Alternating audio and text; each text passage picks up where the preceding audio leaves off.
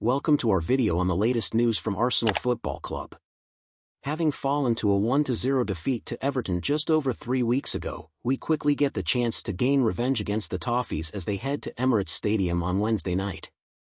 Their trips to N5 have historically proven unfruitful, with one win yielded from their past 26 visits. However, more importantly, their form on the road this season isn't much better, having tasted success just once in their last 13 league away games, and scoring 1 goal in the last 7.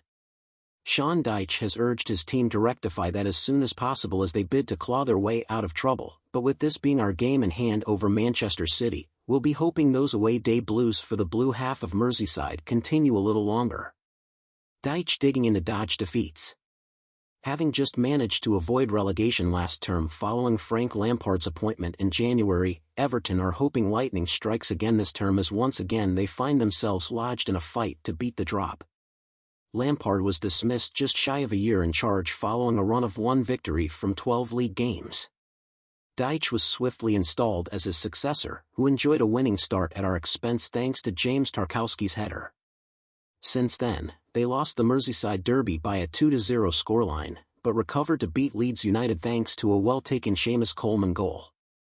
However, Saturday saw them fall to a 2-0 home defeat to Aston Villa, leaving them 18th in the table, a point from safety. What the managers say. Arteta, with Sean, it's quite clear what he's done and where the success they've had is coming from. Tomorrow we'll prepare the game in an appropriate and similar way to the away match. But with every manager, it's the same. We have to look at certain matches, what they do, and try to get the right tactics to beat them, and as well the same mentality and expectation of what we demand in the game. Dyche, from the outside, with the stats and facts, and that you're going down to Arsenal, who are currently having a terrific season, most people on the outside would suggest that it's unlikely that we'll get a result, but that can bring a bit more freedom to the group. It might mean you don't think we're going to do anything, but that doesn't mean we don't. It means we'll certainly be going down there with our eyes on the prize and delivering a performance that can get something. Team news. Despite returning against Leicester City on Saturday, Thomas Partey may only be fit enough for the bench again, which leaves Gabriel Jesus and Mohamed Elneny as our only other absentees. Emile Smith-Rowe and Jakub Kiwior played in our under-21s game against Chelsea on Monday to build up some match sharpness. Dominic Calvert-Lewin has missed all 3 games since our last encounter with a hamstring injury and will be out of this one as well. James Garner is closing in on a first-team return after suffering back issues but isn't ready just yet, while Nathan Patterson is still rehabbing a knee issue. Andros Townsend has been missing all season with an ACL injury but has been penciled in for a March return. Talking tactics.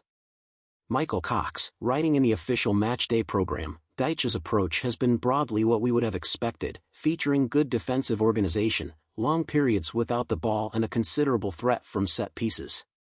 Although regularly a 4-4-2 man at Burnley, Everton's lack of centre-forward options means he's been using a 4-5-1. Having scored the winner against us, Tarkowski has arguably been Everton's major goal threat under Dyche, always at the far post. He is paired with Connor Cody in the middle of the back 4, who has largely adjusted well after playing in a back 3 at Wolves. They're flanked by Captain Coleman and Vitaly Mykolenko, who are capable of getting forward to good effect. Idrissa Gueye sits deep to protect the centre-backs, while the other 2 central midfielders, Abdoulaye Doucouré and Amadou Onana, are given more license to push forward, with and without the ball. They tend to press high without possession, and Everton's defensive line has been more aggressive than you might expect under Dyche. The major question mark is up front after Calvert-Lewin's latest injury. Everton are unlikely to score many under Dyche, but with their defense looking solid, 1 goal will often be enough. Facts and stats. We have won 99 of our 203 league games against Everton, and could become the first team in English league history to register 100 victories against a specific opponent. The Toffees have won 4 of their last 5 league games against us. It's as many victories as they had in their previous 28, D8L16. Everton have never won a Premier League away game against a side starting the day top of the table, drawing 5 and losing 19 such matches.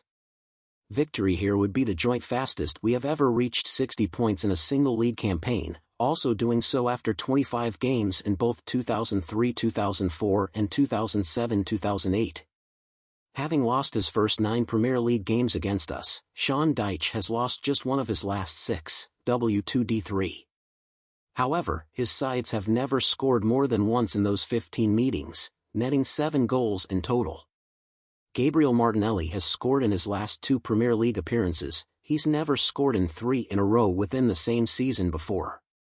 He's scored 9 league goals this season, and could become the 3rd Brazilian to reach double figures in a single campaign while aged 21 or under, after Gabriel Jesus, 2017-18, and Richarlison, 2018-19.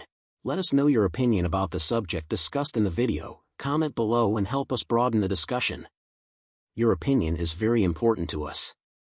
Thank you for watching.